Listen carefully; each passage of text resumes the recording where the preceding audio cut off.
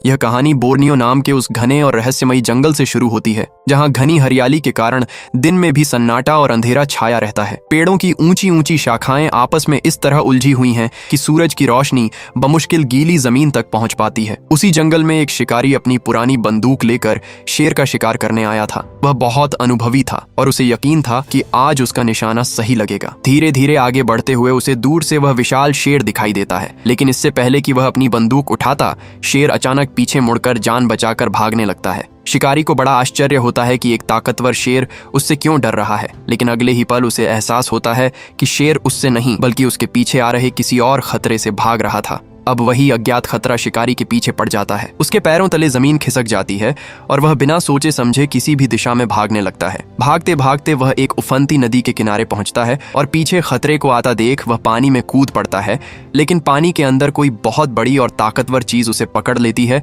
और वह हमेशा के लिए गायब हो जाता है। इस घटना से साफ पता चल जाता है कि इस जंगल में कोई ऐसा रहस्य है जो आम इंसान की समझ से बाहर और एक शेर से भी कहीं ज्यादा खतरनाक है। अब कहानी हमें एक विशाल मेडिकल कंपनी की ओर ले चलती है जो दुनिया की सबसे बड़ी दवाइयां बनाती है। उस कंपनी का बॉस अपने कर्मचारियों से बहुत नाराज है क्योंकि कई सालों के प्रयास के बाद भी उन्हें कोई ऐसी बड़ी दवाई नहीं मिली है जो उन्हें दुनिया भर में मशहूर कर सके। एक बड़ी मीटिंग के दौरान बॉस सबको जमकर डांटता है और पूछता है कि क्या इस कंपनी में कोई होशियार आदमी बचा भी है या नहीं। तभी जॉन नाम का एक कर्मचारी उठता है। हालांकि वह थोड़ा झिझकता है, लेकिन फिर हिम्मत जुटाकर कहता है कि कैंसर की दवाई तो अभी तक नहीं बनी, लेकिन हमारे रिसर्च के दौरान हमें कुछ और बहुत खास मिला है जो शायद कैंसर की दवाई से भी बड़ी खोज हो सकती है। बॉस की आंखों में उत्सुकता आ जाती है और वह तुरंत जवाब मांगता है। जॉन अपने साथी जैक की तरफ इशारा करता है और जैक एक बड़ी स्क्रीन पर एक अनोखे लाल रंग के फूल की तस्वीर दिखाता है। जैक बड़े गर्व के साथ बताता है कि इस अनमोल फूल का नाम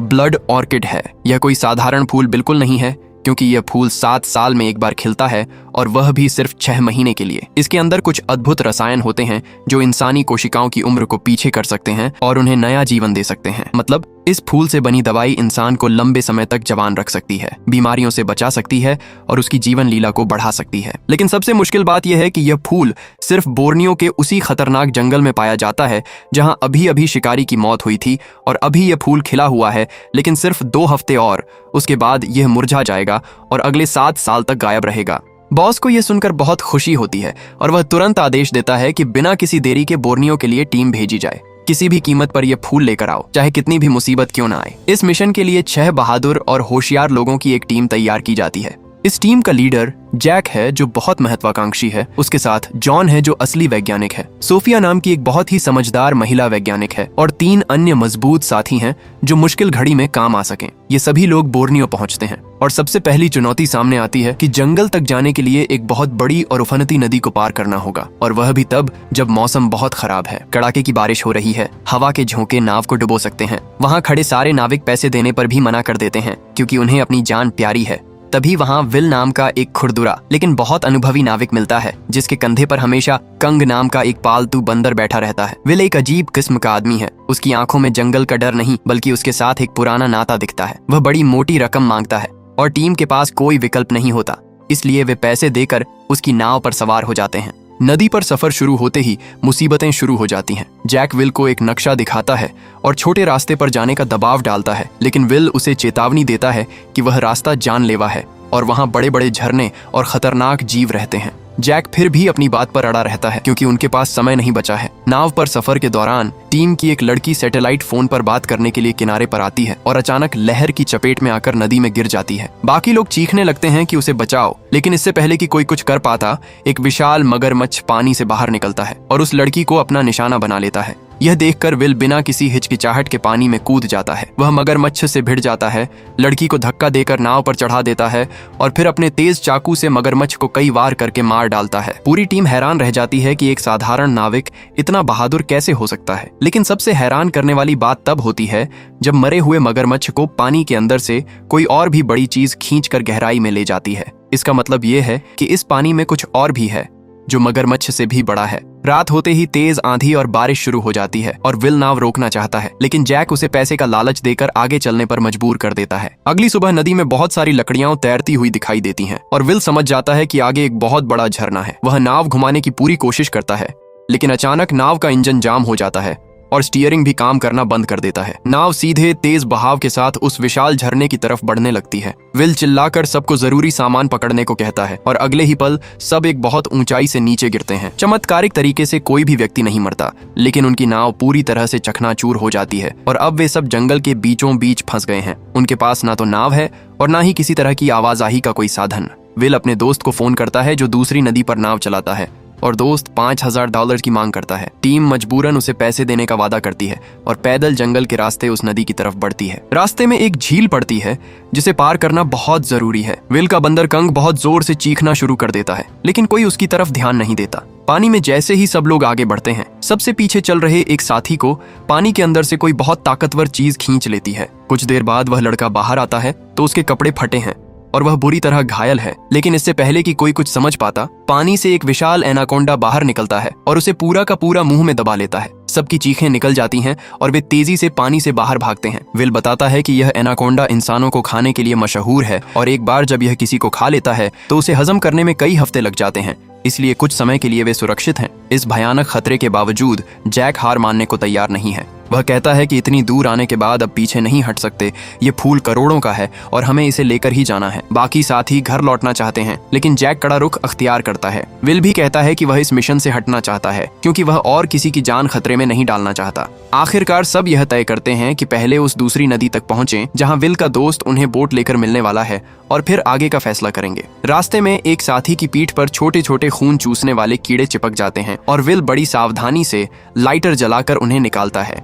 कुछ देर बाद जॉन के जूते में एक बहुत ही जहरीला मकड़ा छिपा मिलता है जिसे टीम का चाइनीज साथी समय रहते देख लेता है। जैक उस मकड़े को एक डिब्बे में बंद कर लेता है और खुश होता है कि इसके जहर से भी एक नई दवाई बन सकती है। जब वे नदी के पास पहुंचते हैं तो उन्हें पता चलता है कि विल का दोस्त एनाकोंडा के हमले में मारा जा चुका है और उसकी नाव पूरी तरह तबाह हो चुकी है। अब उनकी वापसी की एकमात्र आखिरी उम्मीद भी टूट जाती है और सब बहुत निराश हो जाते हैं। सैटेलाइट फोन भी खो जाने के कारण वे मदद नहीं बुला सकते। तब चाइनीज साथी सुझाव देता है कि जंगल में आदिवासी कबीले रहते हैं, शायद वे रास्ता बता सकें। लेकिन जब वे एक गांव में पहुंचते हैं तो वह पूरी तरह खाली मिलता है। थोड़ी दूर पर एक मरा हुआ विशाल एनाकोंडा पड़ा होता है जिसके पेट में एक इंसान की लाश है, जिससे पता चलता है कि गांव वालों ने उसे मार दिया था, लेकिन डर से उन्होंने गांव छोड़ दिया था क्योंकि एनाकोंडा के और साथी बदला लेने आ सकते हैं। तब विल एक नया आइडिया लेकर आता है। वह कहता है कि अब हमें खुद ही जंगल से मोटी मोटी लकड़ियां लाकर एक नाव बनानी होगी। सबको उसका आइडिया पसंद आता है और वे मेहनत से काम करने लगते हैं। नाव बनाते समय जैक को पास में एक ब्लड ऑर्किड का फूल दिखाई देता है और उसे एहसास होता है कि ये एनाकोंडा इन्हीं फूलों को खाकर इतने विशाल और खतरनाक बन गए हैं। वह दूसरों से कहता है कि उसे और फूल खोजने हैं, लेकिन इस बार कोई भी उसकी बात नहीं मानता क्योंकि सब डरे हुए हैं। ठीक इसी बीच जॉन का पैर अचानक सूज जाता है और वह जैक का बैग खोलकर दवाई तलाशता है और यहीं पर सबसे बड़ा राज खुलता है। जैक के बैग में एक छुपी हुई पिस्तौल और वहीं गायब हुआ सैटेलाइट फोन मिलता है जो उस नष्ट नाव का था। जैक ने जानबूझकर वह फोन उठा लिया था ताकि कोई मदद न बुला सके और टीम को फूलों के पास से दूर न ले जाया जा सके। जॉन बहुत गुस्सा होता है और पुलिस को कॉल करने लगता है, लेकिन उसी वक्त जैक वह जहरीला मकड़ा डिब्बे से निकालकर जॉन के हाथ पर फेंक देता है। मकड़ा जॉन को काट लेता है और उसका पूरा शरीर लकवाग्रस्त हो जाता है, जिससे वह कुछ नहीं कर पाता। जैक मौका पाकर वहां से फरार हो जाता है। जब बाकी लोग जॉन की आवाज सुनकर पहुंचते हैं तो देखते हैं कि एक विशाल एनाकोंडा जॉन को जिंदा निगल रहा है और वे उसे बचाने के लिए कुछ भी नहीं कर पाते। सब बहुत दुखी होते हैं, लेकिन इस दुख के बीच उन्हें पता चलता है कि जैक की बनाई हुई नाव चुराकर अकेला फूलों की तरफ भाग गया है। टीम अब पूरी तरह टूट चुकी है, लेकिन सोफिया और विल हार नहीं मानते। वे जैक का पीछा करने का प्लान बनाते हैं और जंगल में रात के अंधेरे में उसकी तरफ बढ़ते हैं। रास्ते में उनका चाइनीज साथी नदी में गिर जाता है और एनाकोंडा उसे भी खा जाता है। बचे हुए लोग एक अंधेरी गुफा में घुस जाते हैं और एक संकरी सुरंग से निकलने की कोशिश करते हैं। सुरंग के आखिरी छोर पर रोशनी दिखती है और एक एक करके वे बाहर निकलते हैं, लेकिन आखिरी साथी सुरंग में फंस जाता है और एनाकोंडा अपना विशाल मुंह सुरंग में घुसाकर उसे खींचने लगता है। तब सोफिया अपनी पूरी ताकत से एक भारी तलवार उठाकर एनाकोंडा का सिर काट देती है और अपने साथी को बचा लेती है, लेकिन तुरंत ही दूसरा एनाकोंडा आकर उसी साथी को पेड़ पर चढ़ा लेता है।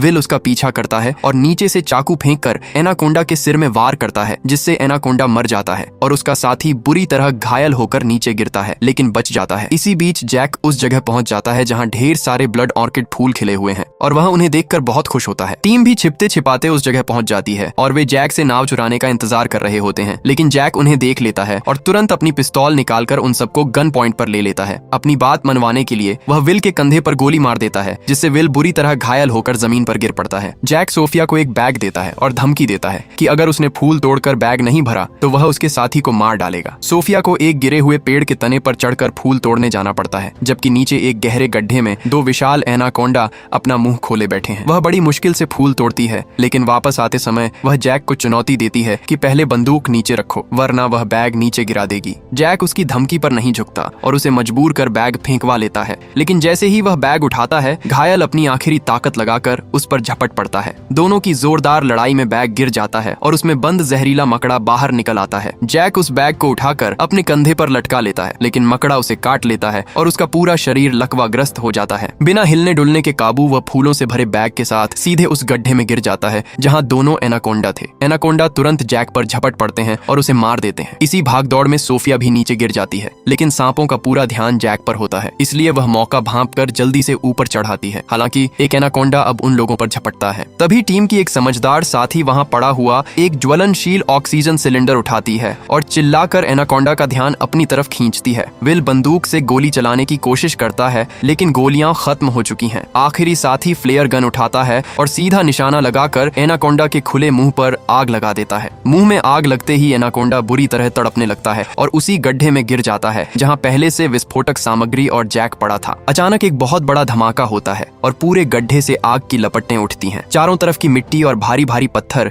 गड्ढे में गिरने लगते हैं, जिससे दोनों एनाकोंडा, जैक की लाश और उस अनमोल ब्लड ऑर्किड के सारे फूल हमेशा के लिए जमीन के अंदर दफन हो जाते हैं। लालच के कारण जैक ने अपनी जान खो दी और फूल भी नष्ट हो गए। कहानी के आखिरी पल बहुत ही शांत और सुकून भरे हैं। अब बचे हुए विल, सोफिया और उनके दो साथी एक छोटी सी लकड़ी की नाव पर बैठकर उस घने जंगल से बाहर निकल रहे हैं। विल का वफादार बंदर कंग भी उनके साथ है, जिसने किसी भी मुश्किल घड़ी में उनका साथ नहीं छोड़ा। सोफिया विल के घाव पर ध्यान से पट्टी बांध रही है और जब उनकी आंखें आपस में मिलती हैं तो वे दोनों हल्की मुस्कान के साथ एक दूसरे को देखते हैं। उन्होंने एक साथ इतनी विपत्तियां झेली हैं कि उनके बीच एक गहरा विश्वास पैदा हो गया है। इस रोमांचक यात्रा के साथ कहानी समाप्त होती है, लेकिन यह हमें एक बहुत बड़ा और गहरा सबक देती है। लालच हर बार इंसान का सबसे बड़ा दुश्मन साबित होता है। जैक के पास शानदार दिमाग, ढेर सारी ताकत और हर तरह के साधन थे, लेकिन फूलों के पीछे उसकी अंधी दौड़ ने उसे उसी जंगल में मौत के गड्ढे में धकेल दिया जहां वह दौलत कमाने आया था। जबकि विल जैसा साधारण नाविक, जिसके पास पैसा नहीं था, ना ही कोई बड़ी डिग्री, बल्कि सिर्फ एक बहादुर दिल और अच्छी समझ थी, वह अपनी जान बचाकर एक नई शुरुआत करने के लिए जंगल से बाहर निकल आया। यह कहानी हमें यही समझाती है कि इंसान की असली ताकत उसके लालच में नहीं, बल्कि उसके संयम और साहस में छिपी होती है। दोस्तों, आपको ये कहानी कैसी लगी हमें कमेंट सेक्शन में जरूर बताना, और अगर आपको ये वीडियो पसंद आई हो तो वीडियो को लाइक करें और चैनल को सब्सक्राइब करें ताकि ऐसी ही मजेदार कहानियां आप तक रेगुलरली पहुंचती रहें।